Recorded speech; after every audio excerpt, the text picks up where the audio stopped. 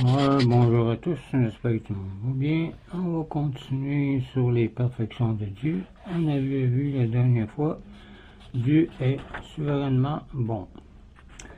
Donc maintenant on va voir, Dieu est infiniment patient, c'est-à-dire il laisse aux pécheurs le temps de se convertir. Donc commençons avec un signe de croix. Au nom du Père, du Fils et du Saint-Esprit. Amen. Point 8. Huitième perfection de Dieu. Dieu est infiniment patient. Il laisse aux pécheurs le temps de se convertir, comme je viens de dire. Les hommes ou les femmes ont coutume de punir tout de suite, mais non pas Dieu. Il supporte longuement la révolte de ses créatures et le mépris de ses grâces. Il ne veut pas la mort du pécheur, mais qu'il se convertisse et qu'il vive, dit Ézéchiel 18, verset 27. C'est pourquoi il a souvent fait prédire longtemps d'avance ses châtiments, et c'est seulement avec lenteur, comme avec hésitation qu'il les a exécutés. Il laissa pour leur conversion 120 ans aux contemporains de Noé, 40 jours aux Ninivites et 37 ans aux habitants de Jérusalem pour se convertir. Voir Matthieu 23, verset 37. Les châtiments de Dieu tombent comme la foudre, non pas d'un ciel serein, mais d'un ciel qui s'est d'abord couvert de nuages et a fait percevoir les symptômes d'un orage. Dieu nous prouve sa longanimité par la parabole du figuier stérile dans Luc verset 13. Si Dieu n'était pas Dieu, il serait injuste à cause de sa trop grande patience vis-à-vis des pécheurs, disait saint Augustin. C'est que l'activité de Dieu est le contraire de celle des humains. Il nous faut beaucoup de temps pour édifier et un instant pour tout détruire. Dieu, au contraire, crée en un clin d'œil, même un millième de seconde, mais est lent à détruire. Il a créé le monde en 6 jours et en a assigné 7 à la ruine de Jéricho. Saint Jean Chrysostome disait cela. Même l'homme ne démolit pas immédiatement sa maison s'il y trouve un défaut. Il le laisse subsister et cherche à la réparer. Ainsi en agit Dieu avec les hommes et les femmes, disait saint Bernard. Dieu est si patient parce qu'il a pitié de notre faiblesse et parce qu'il veut faciliter sa conversion aux pécheurs. Dieu agit comme une mère avec son nourrisson récalcitrant. Au lieu de le frapper, elle le presse davantage sur son cœur et le caresse jusqu'à ce qu'il se soit apaisé, disait une autre. Dieu t'épargne afin que tu te convertisses et que tu ne périsses pas dans l'enfer, non pas pour que tu t'opiniâtres dans ton péché, disait saint Augustin. Ne sais-tu pas que la bonté de Dieu te conduit à la pénitence, disait Romains 2, verset 4. Dieu n'a de patience pour nous que parce qu'il veut nous voir tous faire pénitence et être sauvés. Voir 2 Pierre, chapitre 3, verset 9.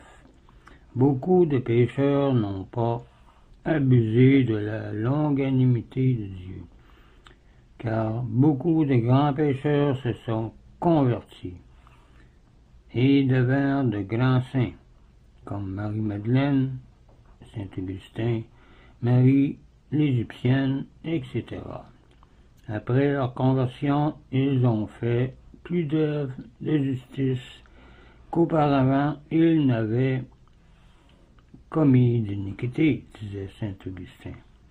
Mais malgré la longanimité de Dieu, certains pécheurs ne se convertissent pas et s'endurcissent même. Le même rayon de soleil agit différemment sur les divers objets. Il ramollit la cire et dessèche la brique. Et ainsi, la patience de Dieu ramène les uns et endurcit les autres. Si Dieu n'était pas patient, peu de gens feraient leur salut et seraient sauvés. Car nous sommes tous pécheurs. Et si les uns mettent plus de temps que les autres à quitter le péché et leurs mauvaises habitudes, tous nous en mettons beaucoup à nous corriger complètement. Tous nous en mettons beaucoup à nous corriger complètement. Si Dieu enlevait immédiatement les pécheurs, on le servirait moins par amour que par crainte, disait sainte Brigitte. Quoique Dieu soit patient, il est très dangereux de différer sa conversion d'étendre jusqu'à la mort, car la colère éclate subitement, disait Ecclésiastique 5, verset 9. Comme dans la parabole du figuier, Luc, verset 13,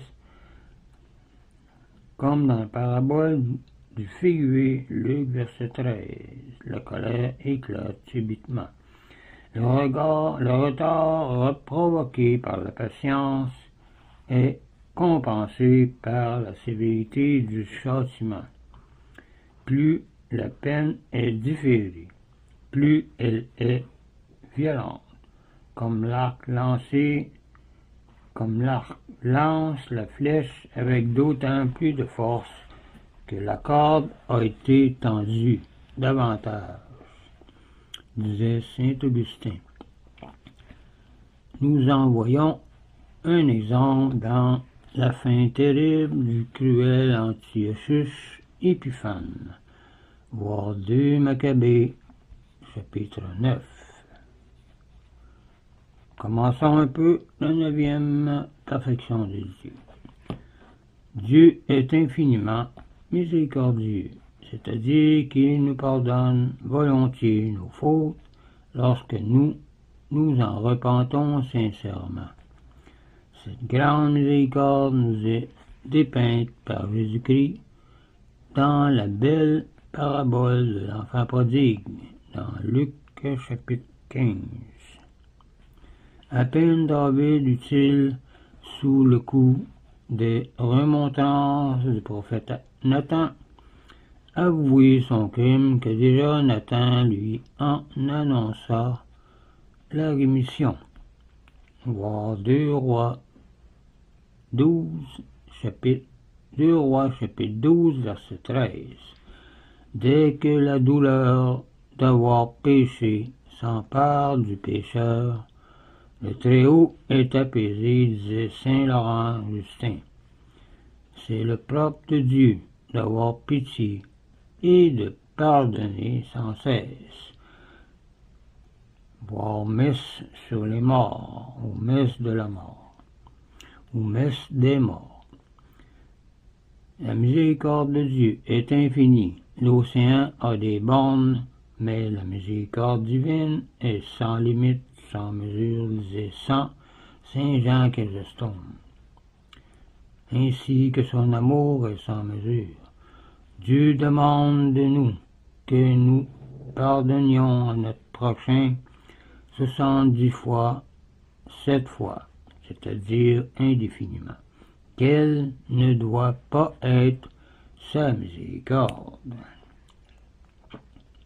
Et Dieu manifeste sa miséricorde aussi en recherchant le pécheur par des souffrances et des bienfaits, en recevant à tout moment avec amour les plus grands pécheurs, en leur témoignant aussi, après la conversion, plus d'amour qu'auparavant.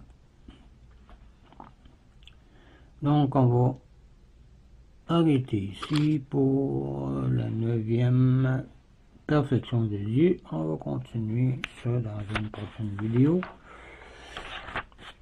Et on va parler aussi la prochaine fois de Dieu est infiniment saint, c'est-à-dire Dieu n'aime que le bien et déteste le mal. Ça va être dans la prochaine vidéo, on va continuer 9 et 10. Donc je vous laisse là-dessus, je vous dis au revoir et union prière.